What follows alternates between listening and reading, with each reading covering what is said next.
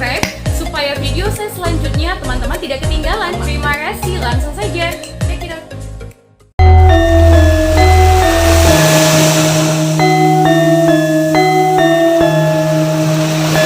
Bagi masyarakat Indonesia, kisah Ratu Pantai Selatan yang lebih terkenal sebagai Nyi Roro Kidul sudah tidak asing lagi, teman.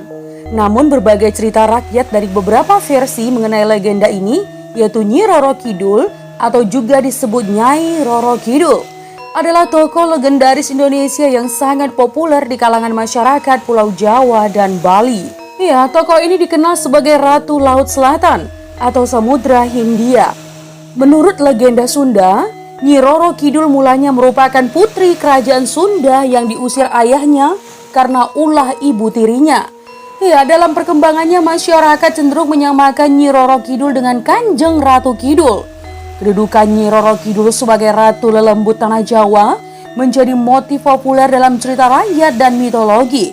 Selain juga dihubungkan dengan kecantikan putri-putri Sunda dan Jawa. Ya, kepercayaan akan adanya penguasa lautan di selatan Jawa atau Samudra Hindia terutama dikenal oleh suku Sunda dan suku Jawa. Orang Bali juga meyakini adanya kekuatan yang menguasai pantai selatan ini, teman.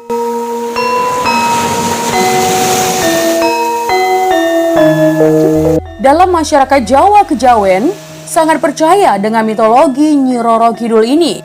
Nyi Roro Kidul ini dipercaya sebagai istri spiritual raja-raja keraton Mataram yang meliputi Kesultanan Yogyakarta dan Kesultanan Surakarta.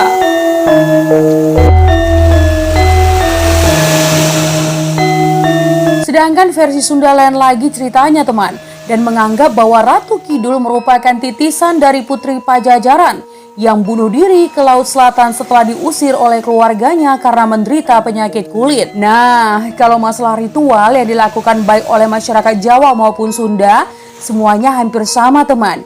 Ya, dengan melakukan berbagai ritual sebagai bentuk penghormatan bagi Ratu Pantai Selatan ini, seperti sedekah ke laut. Masalah mistis yang masih dipercayai sampai saat ini adalah larangan memakai baju hijau kalau berkunjung ke kawasan Pantai Selatan, karena diyakini warna hijau adalah favorit sang ratu. Nah, teman, cerita singkat di atas berdasarkan versi Jawa dan Sunda. Dan sekarang kita coba telusuri dari versi lain asal-usul Ratu Pantai Selatan ini.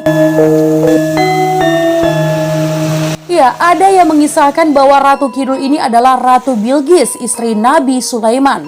Dan ada kisah lain juga, teman, bahwa Ratu Pantai Selatan ini tiada lain adalah Dewi Nayang Wulan yang pernah dipersunting oleh Jaka Tarub.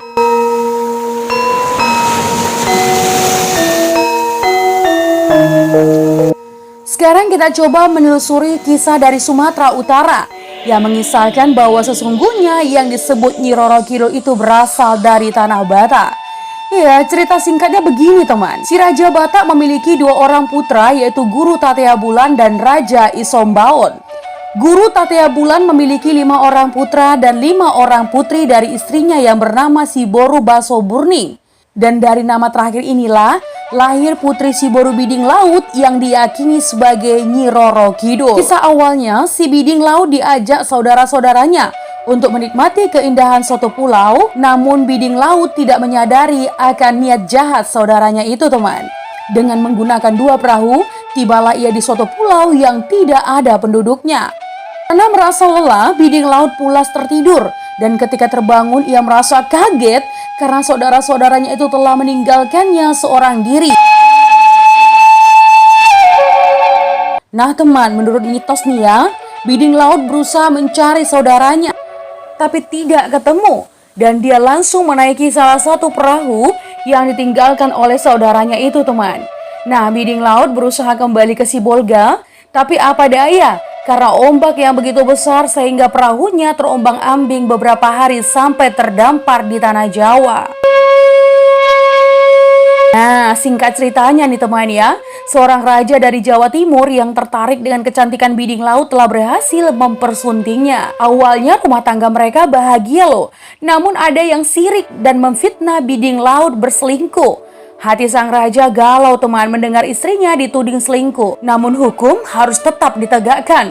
Dan dikirimlah Biding Laut bersama pengawal raja ke daerah Banten. Tapi dalam perjalanan Biding Laut tenggelam bersama sang pengawal tersebut, teman. Nah teman, ada lagi cerita versi lain. Iya teman, ada dua versi cerita legenda mengenai keberadaan Kanjeng Ratu Roro Kidul. Yaitu pertama, cerita tentang Kanjeng Ratu Roro Kidul yang berasal dari manusia, kemudian masuk ke alam gaib. Yang kedua, cerita rekaan buatan manusia. Ya teman, dikisahkan bahwa Kanjeng Ratu Roro Kidul adalah putri seorang raja dari istri pertama. Suatu ketika terjadi intrik dalam kerajaan yang dipicu oleh kecemburuan istri-istri raja yang lebih muda. Akibatnya teman, Kanjeng Ratu Roro Kidul dan ibunya diserang suatu penyakit aneh, teluh atau santet, dan diusir dari kerajaan. Si ibu menemui ajal, sedangkan Roro Kidul mencari kesembuhan dengan berdiam di kawasan pantai selatan. Di sini, ia berjumpa dengan jin penguasa laut yang menjanjikan kesembuhan penyakitnya. Tetapi dengan syarat, Roro Kidul harus ikut ke dalam kerajaan laut. Ya, Roro Kidul menyanggupinya. Selanjutnya, Kanjeng Ratu Roro Kidul diangkat menjadi ratu setelah penguasa sebelumnya meninggal.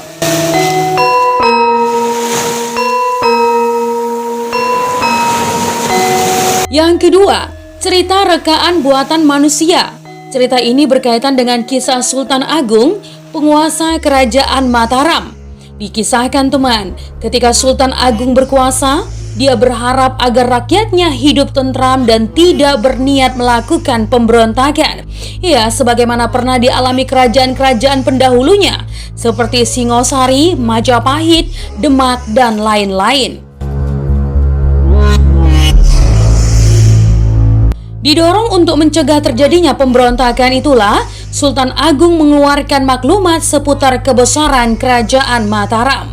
Ya, Sultan Agung mengklaim bahwa kekuasaannya bukan hanya meliputi tanah Jawa, melainkan mencakup lautannya. Supaya klaimnya menjadi logis, maka Sultan Agung memaklumkan pula bahwa ia menjalin kerjasama dengan Kanjeng Ratu Roro Kidul, penguasa Laut Selatan. Ya, strategi ini cukup jitu, mengingat budaya dan tradisi Jawa yang kental dengan aroma mistik.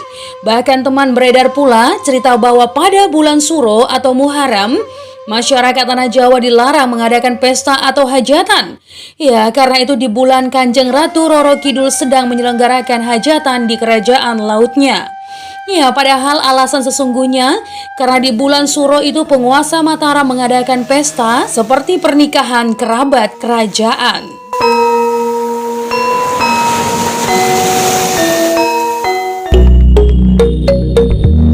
Nah teman, semua cerita ini hanyalah mitos belaka. Sekali lagi, mitos belaka yang turun-temurun. Apa itu mitos?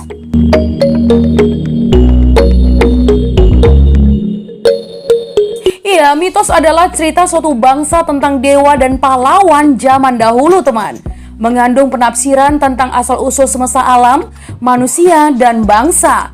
Ya, ia mengandung arti mendalam yang diungkapkan dengan cara gaib. Namun teman, mitos dapat timbul sebagai catatan peristiwa sejarah yang terlalu dilebih-lebihkan, sebagai alegori atau personifikasi bagi fenomena alam, atau sebagai suatu penjelasan tentang ritual.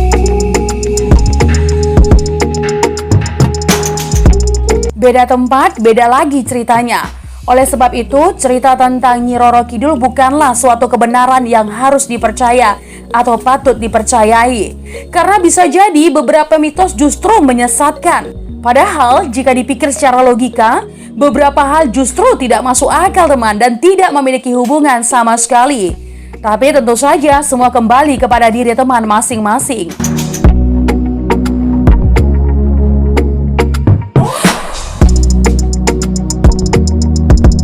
Menjadi bijak, menjadi cermat itu penting.